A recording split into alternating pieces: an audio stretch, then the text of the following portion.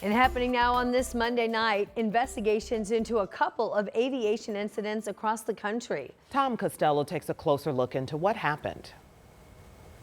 Good day. A couple of big aviation stories. Let's begin with Alaska Airlines, which last night had to suddenly ground its entire fleet. It started at about 8 p.m. Pacific time, went till about 11 p.m. or so Pacific time, because suddenly it suffered a significant IT outage. And Alaska is out today saying that what happened is a third-party vendor that supplies Alaska had a hardware failure that immediately caused them to have to ground all of their flights, approximately 200 or so, and that left passengers, thousands of them, especially on the West Coast, stranded or delayed or waiting or dealing with flight cancellations.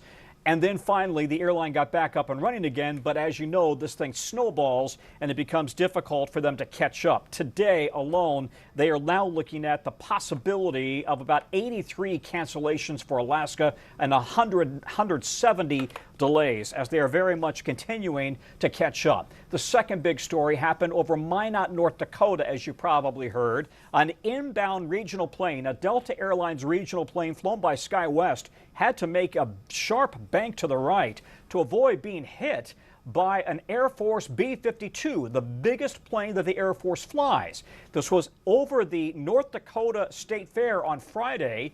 The regional pilot said he simply wasn't aware that that inbound B-52 was going to have a path that might have collided with him, the regional plane. It's not at all clear if the Air Force communicated what the B-52's flight path would be, why that information wasn't then passed on to the regional jet, and it wasn't on the flight path.